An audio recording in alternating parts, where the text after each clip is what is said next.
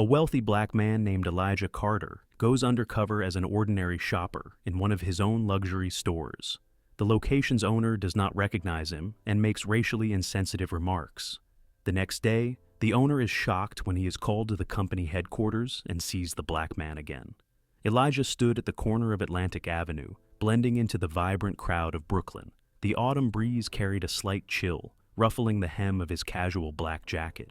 He pulled his baseball cap lower, obscuring his face as he watched people stream past the glass-fronted luxury store he owned. A tall building with sleek lines and elegance embossed in gold lettering above the entrance. Shoppers moved in and out, bags swinging, the store's sophisticated decor visible through its large windows. Taking a deep breath, Elijah stepped forward and pushed open the heavy glass door. A soft chime announced his entry. Inside was a world of polished marble floors, plush velvet seating, and carefully arranged displays of high-end fashion and jewelry. The scent of expensive cologne mingled with soft jazz playing in the background. Elijah had designed this space to be welcoming, a place where luxury met comfort. But today, he felt like an outsider, dressed in dark jeans and a plain black jacket. He looked nothing like the store's typical clientele, and that was the point. He wanted to see how customers were treated without the influence of his title or status. He wandered over to a display case filled with designer watches, admiring the craftsmanship and fine details of each piece. He knew them well. He had a hand in selecting the collections. But today, he was just another customer.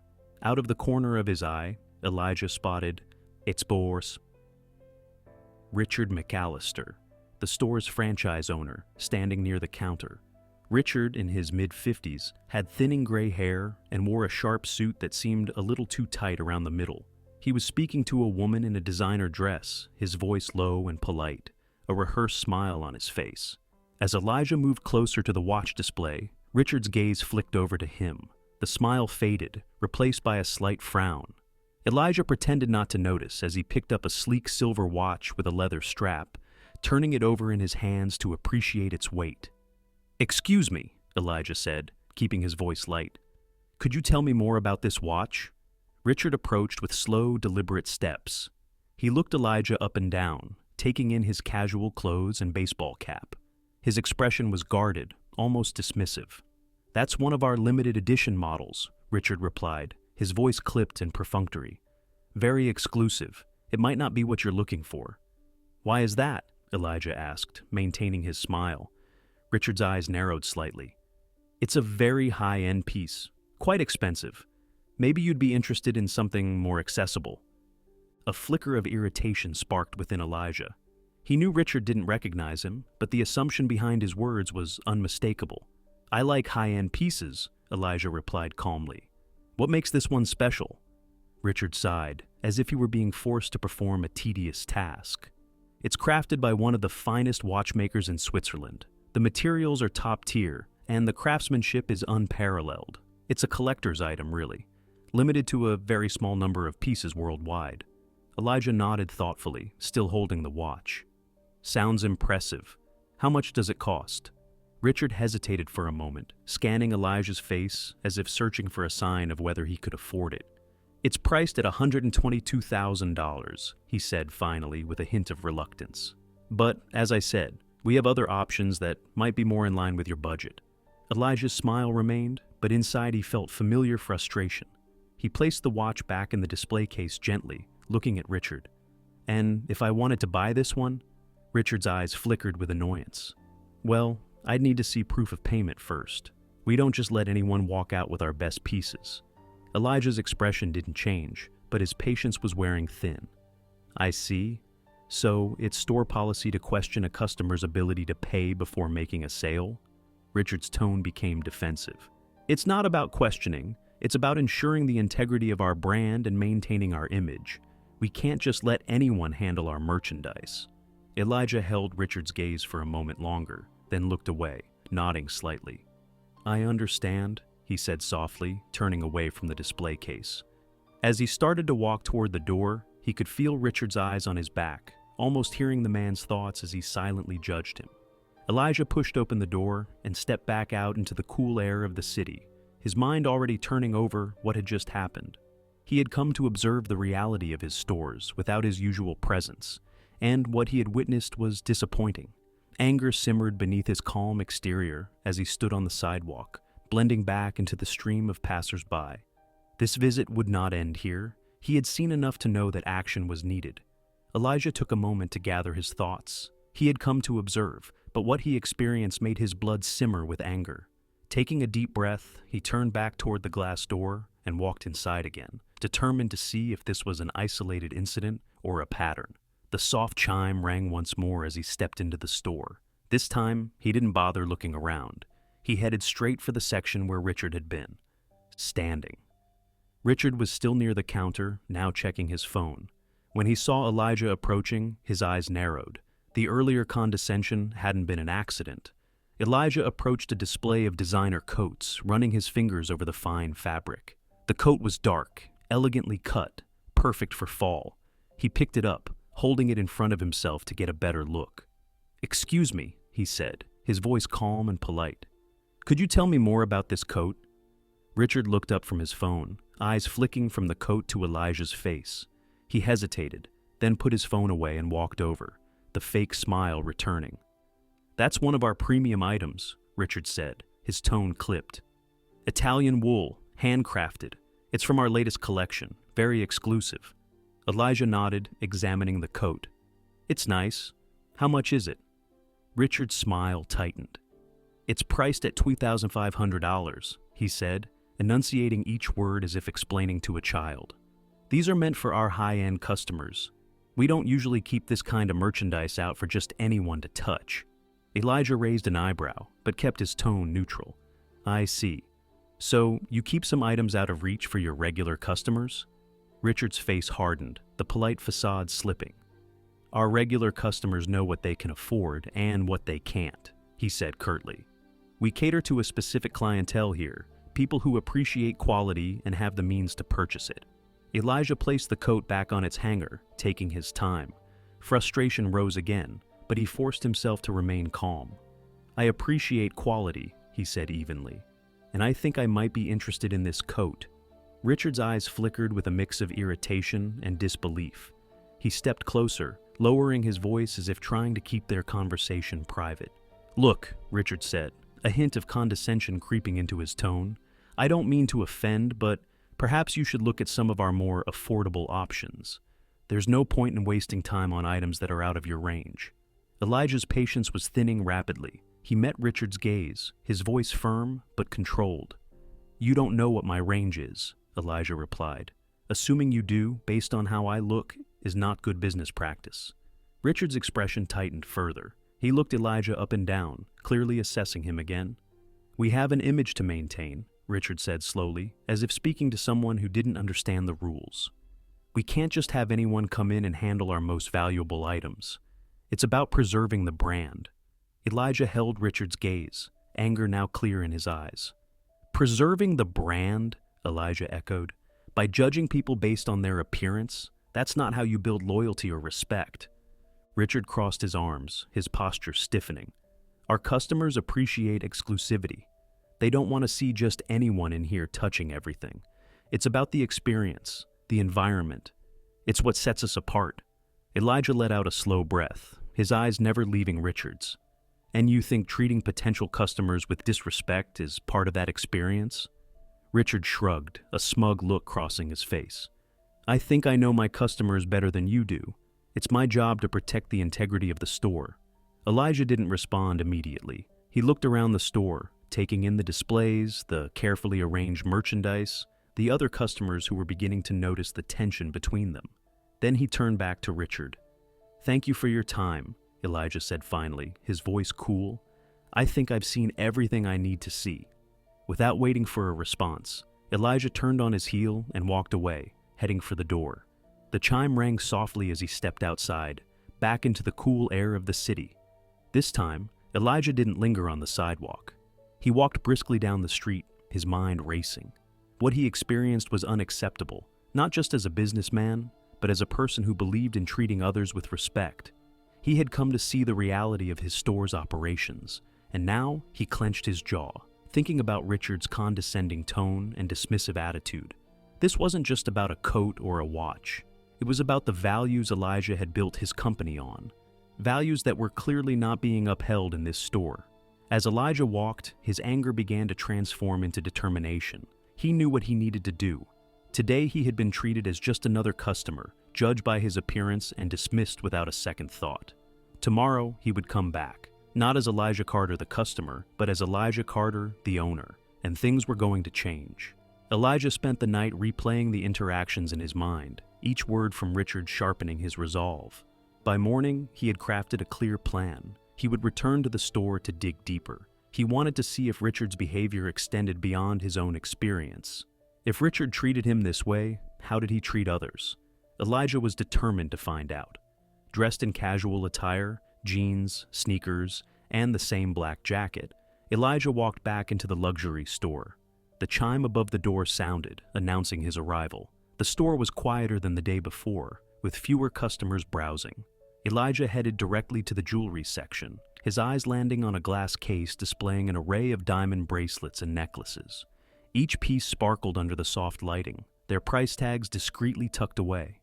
As Elijah studied a particularly intricate bracelet, he noticed Richard out of the corner of his eye.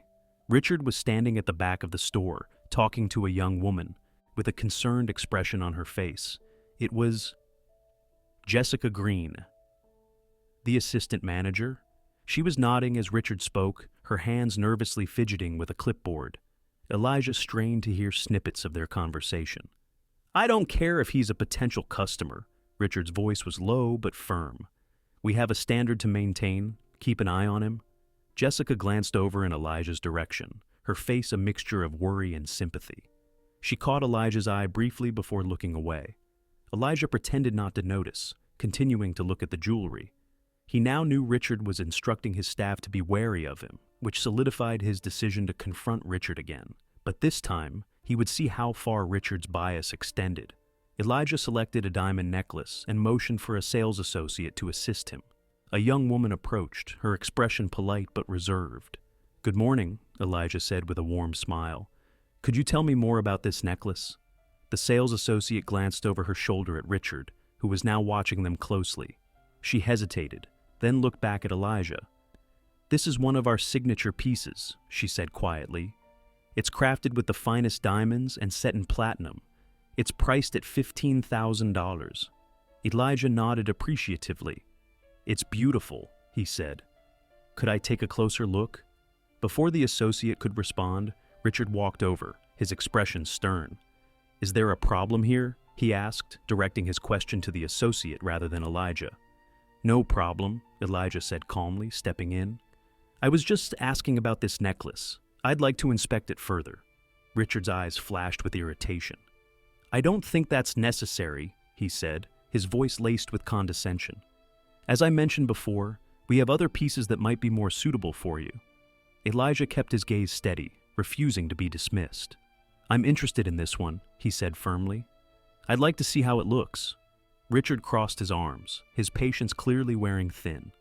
"Our policy is to reserve pieces like this for customers who are serious about purchasing. I can't have just anyone trying out our most valuable items." Elijah's calm demeanor slipped, frustration surfacing. "And what makes you think I'm not serious?" Richard looked Elijah up and down, his sneer unmistakable. "Experience," Richard said coldly. "I know who can afford what. It's my job to protect the integrity of this store and its brand. We have a reputation to uphold." Elijah felt his temper rising but kept his voice steady. "And you uphold that reputation by judging people based on how they look? By refusing service to someone because you think they don't belong?" Richard's expression didn't change. "It's not personal, it's business. Our customers expect a certain level of exclusivity.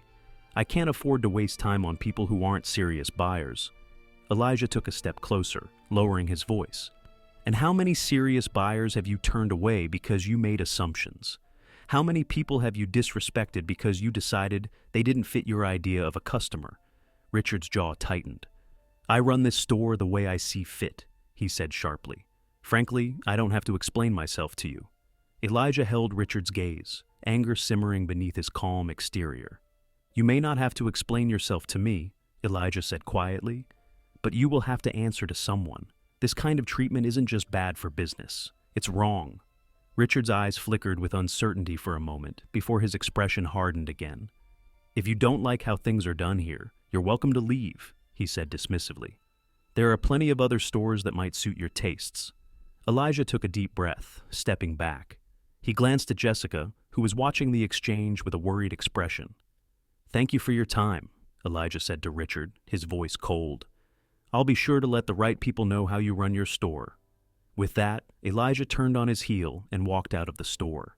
The door's chime seemed to echo louder than before as he stepped back onto the bustling street. He knew what he had to do next. He had seen enough to understand that Richard's behavior was not an isolated incident. It was a mindset that needed to be addressed. Elijah spent the night preparing for what needed to be done. The next morning, he didn't return to the luxury store. Instead, he headed straight to his company's headquarters, a sleek glass building in Midtown Manhattan. Inside, the atmosphere was one of quiet efficiency, phones ringing softly and employees moving purposefully through the halls. Elijah walked into the executive conference room, a large space with a long, polished table and floor-to-ceiling windows overlooking the city. He took a seat at the head of the table, his expression calm but resolute. He had arranged for Richard McAllister to meet him here under the pretense of discussing store performance and future goals. Elijah knew this would ensure Richard showed up. Elijah's assistant, Lisa, stood by the door waiting for Richard to arrive. Soon, Richard entered the room, his usual air of confidence wrapped around him like a cloak. He wore a sharp suit, and his face carried a look of curiosity mixed with annoyance. Clearly, he thought he was being called in for another routine checkup, perhaps even to receive praise for his work at the store. Richard's steps faltered slightly when he saw Elijah sitting at the head of the table. His eyes widened in surprise as he glanced at Lisa, then back at Elijah, clearly struggling to place him. Elijah remained silent for a moment, allowing Richard to absorb the scene. Then he spoke, his voice calm and authoritative. "Take a seat, Richard," Elijah said, gesturing to a chair across the table. Richard hesitated for a moment before pulling out a chair and sitting down. "Good morning, Mr. Carter," Richard said cautiously. "I wasn't expecting to see you here. Is everything all right?" Elijah leaned forward slightly, his gaze steady. "No, Richard, everything is not all right. I've come to discuss some serious concerns about your behavior at the store." Richard's eyes flickered with confusion, then with an attempt at his usual confidence. "Concerns about what? I've been running the store the way I always have. Sales are up, and the brand image is strong. If there's a problem, I'd be happy to address it." Elijah's expression remained unchanged. "Sales numbers aren't the issue here, Richard. The issue is how you treat people. I visited your store yesterday. You didn't recognize me because I came as a regular customer, dressed casually." Realization dawned on Richard's face, quickly followed by a flash of panic. His mouth opened, then closed as he tried to think of a response. Elijah continued before he could speak. "I saw firsthand how you judge me based on my appearance," Elijah said, his voice calm but firm. "You made assumptions, you were dismissive, and you refused to provide the same level of service you would for someone you deemed worthy. This isn't just about how you treated me, it's about how you likely treat others, anyone who doesn't fit your narrow view of who deserves respect." Richard swallowed hard, his face reddening. "Mr. Carter, I didn't know it was you. If I had known—" Elijah cut him off. "That's exactly the problem. You shouldn't have to know who someone is to treat them with basic human decency. This company stands for inclusivity and respect. We built our brand on the idea that luxury is not just about exclusivity, but about making people feel valued. You've turned my store into the opposite of what it's meant to be." Richard shifted in his seat, clearly uncomfortable. "I was just trying to maintain the brand's image, to keep it exclusive and high-end. Our customers expect a certain atmosphere, a certain clientele." Elijah's voice hardened. "Our customers expect quality products and respectful service, regardless of what they look like or how they dress. They deserve to feel welcome, not judged. Your behavior undermines everything this brand is supposed to represent." Richard's face was a mask of desperation. "Mr. Carter, please, I can change. I understand now. I'll do better. I'll implement training, whatever you need." Elijah shook his head slowly. "It's too late for that, Richard. Your attitude isn't something that can be fixed with training. It's a fundamental problem with how you see people, and it's not something I can allow to continue. Effective immediately, I'm terminating your franchise agreement. You're no longer responsible for that store." Richard's eyes widened in shock. "You can't be serious. I've been with this company for years. I've helped build that store's reputation. You can't just cut me off like this." Elijah stood up, his gaze never wavering from Richard's. "Yes, I can, and I will. Your behavior reflects on the entire company, and I won't let one person's prejudices tarnish what we've built. Security will escort you out. You'll receive instructions on the termination process and what will happen next." Richard stood up as well, his face a mix of anger and disbelief. "You're making a huge mistake. I'm the best manager this company has. You'll regret this." Elijah remained calm, his voice steady. "No, Richard. The mistake was allowing you to stay in a position where you could harm the company's values. I won't regret ensuring that my stores are run by people who understand what this brand truly stands for." Richard stared at Elijah for a moment, then turned abruptly and stormed out of the room, his footsteps echoing down the hallway. Elijah watched him leave, feeling a sense of resolution settle over him. It wasn't just about firing Richard. It was about protecting the integrity of his company and making sure every customer felt valued and respected. Elijah turned to Lisa, who had watched the entire exchange silently. "Make sure Richard is escorted out and that the transition process begins immediately," Elijah said. Lisa nodded. "Yes, Mr. Carter, I'll handle it." Elijah walked over to the window, looking out over the city. He had taken a necessary step today.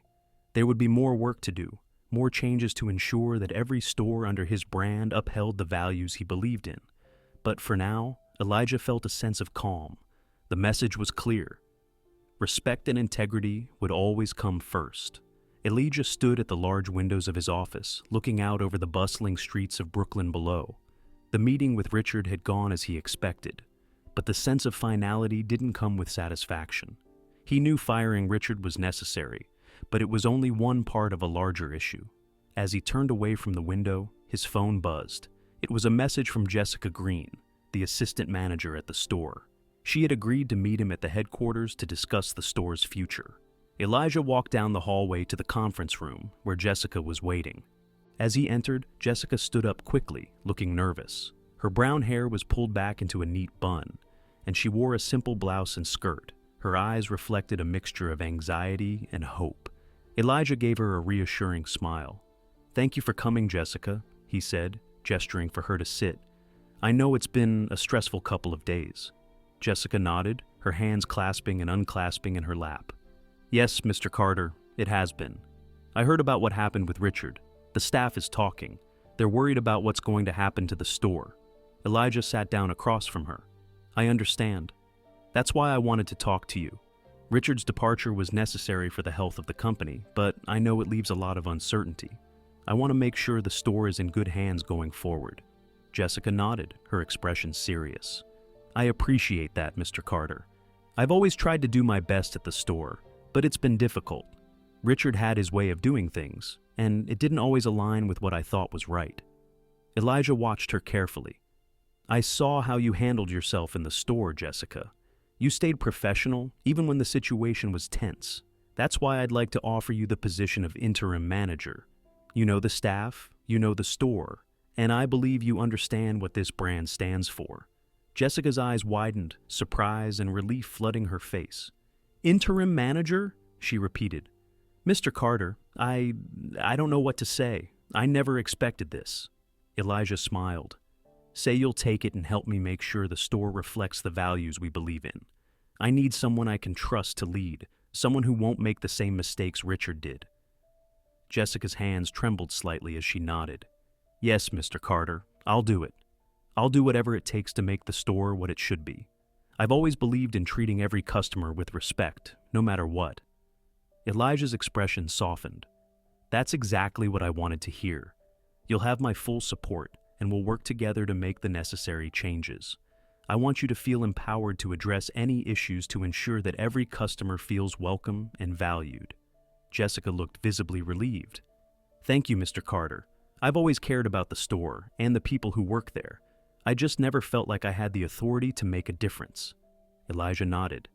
"You do now. I'll make sure you have the resources you need. We'll start with retraining for all staff, focusing on customer service and inclusion.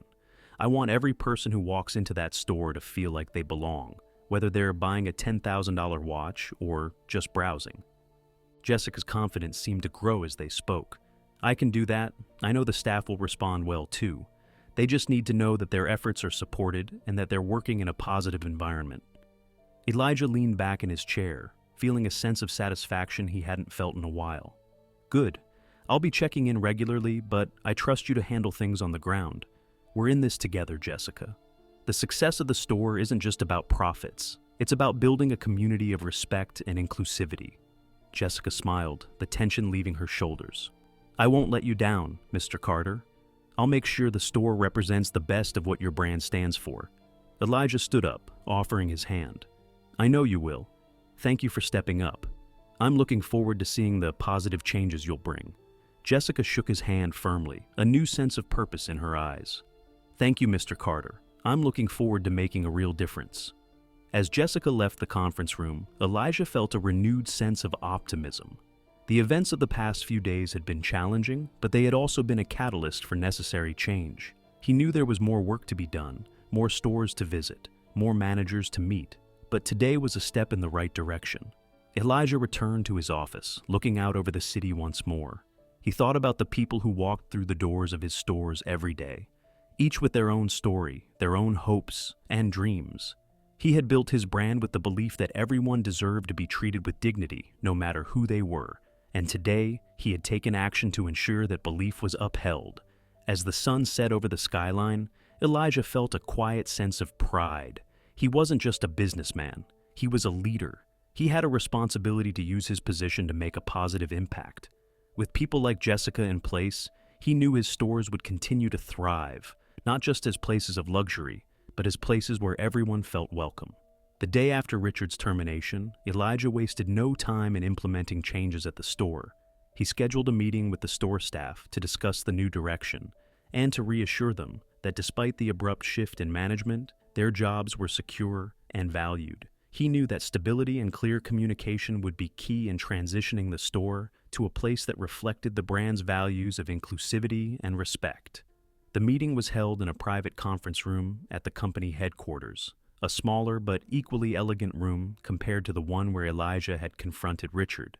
The staff filed in, their faces a mix of curiosity and concern. Jessica Moore stood at the front with Elijah, a clipboard in her hand, looking more confident than she had the day before. Elijah stood up, addressing the room.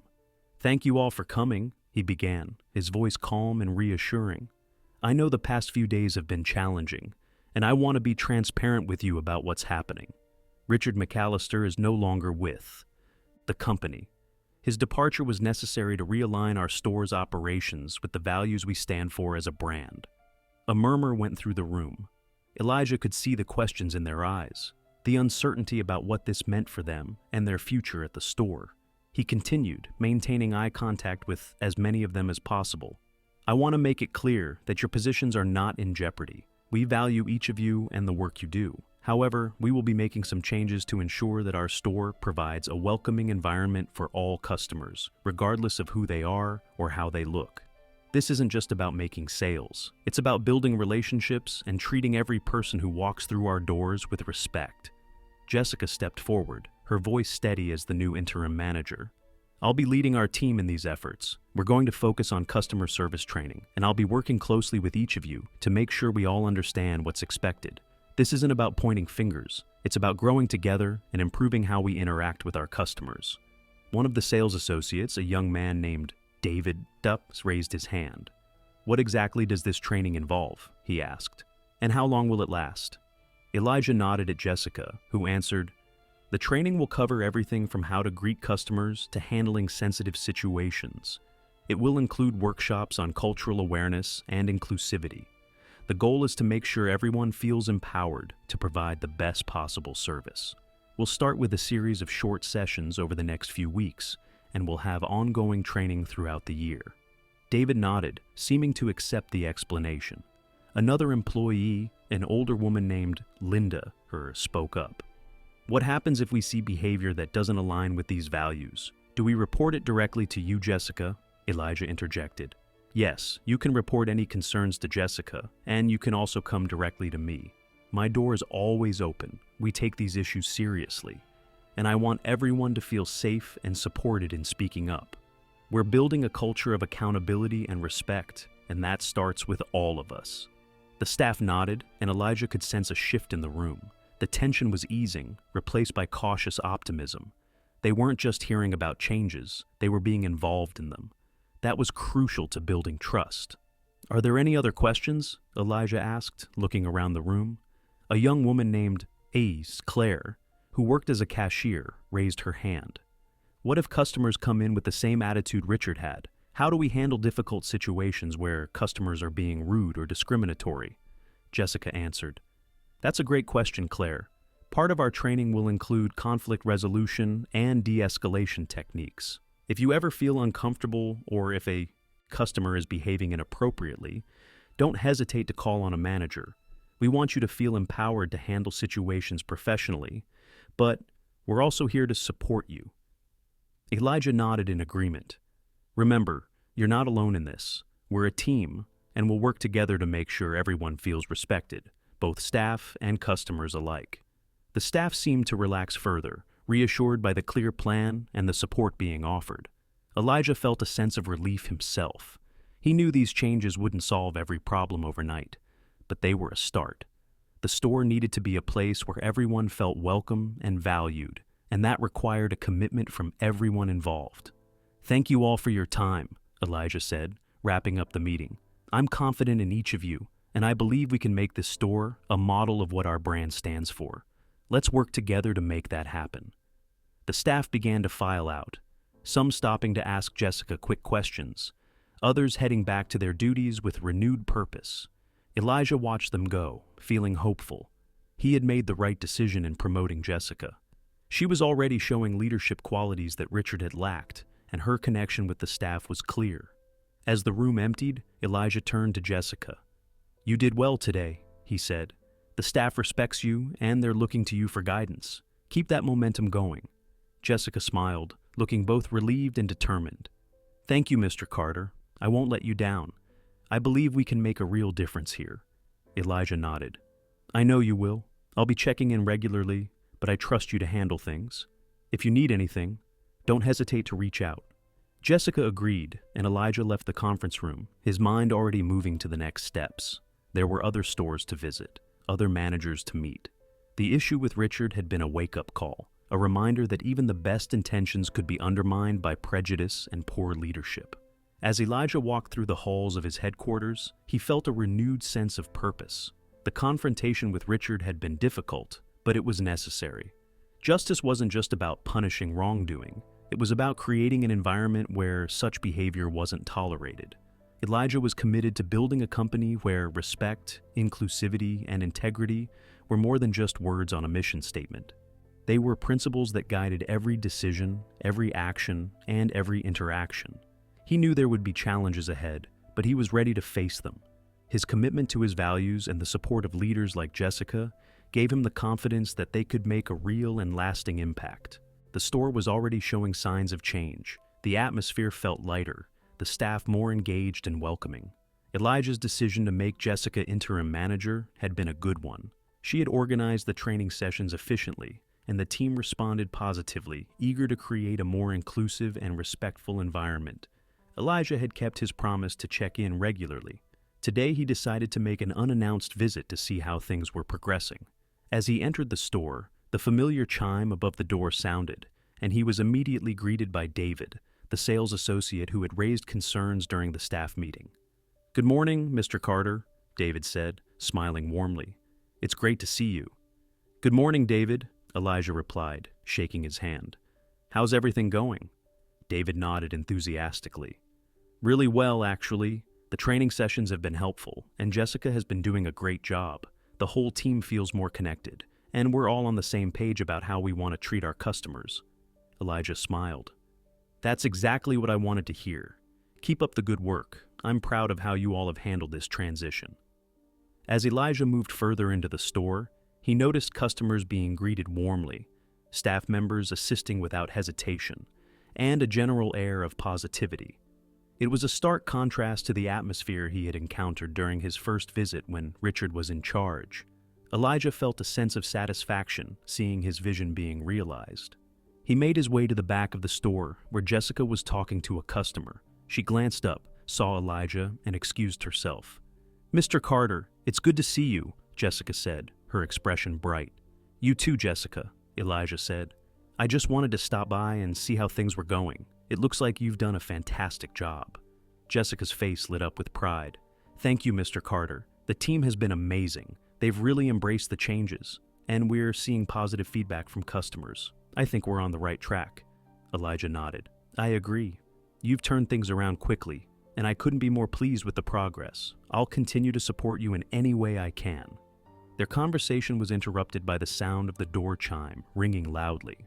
Elijah turned to see Richard McAllister standing at the entrance. Richard's suit was less crisp than usual, his face worn with worry. His eyes scanned the store, landing on Elijah and Jessica. Elijah's expression hardened slightly. He hadn't expected to see Richard here, especially not after their last encounter. Richard made his way over to them, his steps slower than usual, his posture less confident. "Mr. Carter," Richard began, his voice almost pleading, "I know I'm probably the last person you want to see, but I need to talk to you. Please give me a moment." Elijah's face remained impassive. He glanced at Jessica, who looked surprised but stayed silent, then back at Richard.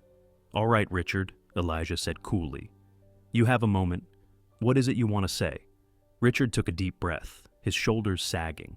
"I came to apologize," he said. "I know I was wrong. I've had time to think about my behavior, and I realize now that I made a terrible mistake.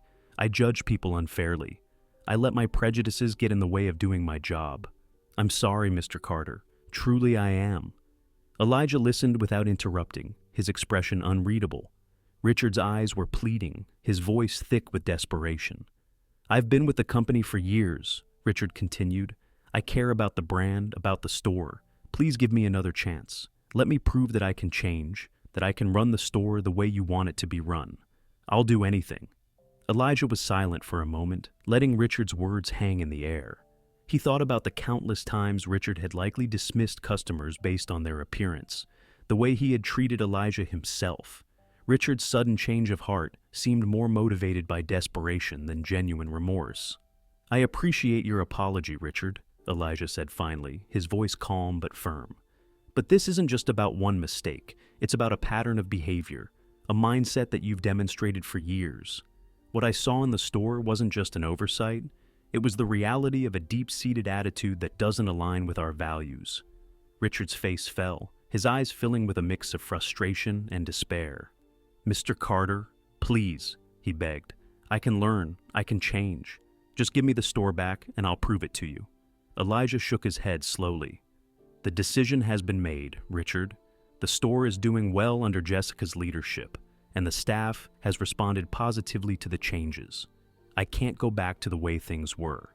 My responsibility is to the company and to every customer who walks through those doors. Allowing you to return would undermine everything we've worked to achieve." Richard's shoulders slumped, his last hope fading. He looked at Elijah, desperation turning to resignation. "I understand," he said quietly, almost to himself. Elijah's voice softened slightly. "Richard, I hope you take this as an opportunity to reflect and grow.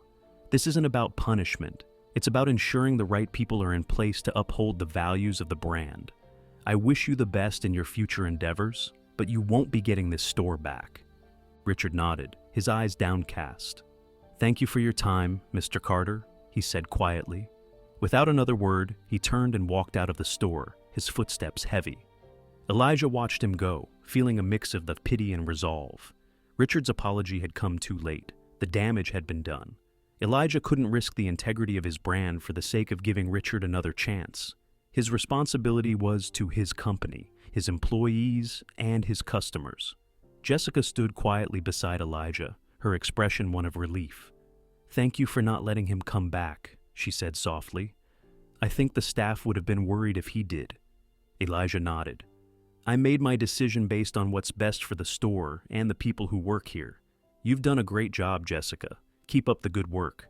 We're building something special, and I'm confident in your ability to lead." Jessica smiled, a sense of accomplishment shining in her eyes. "Thank you, Mr. Carter. I won't let you down." Elijah looked around the store, watching as the staff interacted with customers, each engagement positive and welcoming. The change was real, and it was having a tangible impact. He felt a sense of pride and satisfaction. He knew there would be challenges ahead, but with strong leadership and a commitment to the company's values, those challenges could be met. As he left the store, Elijah felt a renewed sense of purpose. This was what he had worked for, to create a brand that stood not just for luxury, but for respect, integrity, and inclusion. With the right people in place, he was confident that Vision would continue to thrive. Have you ever had a similar experience in a store? How did you handle it? Let us know in the comments. And if you like this story, please consider subscribing to my channel. I pour my heart into crafting these heartwarming videos for you, and your support keeps me going. Thank you for watching.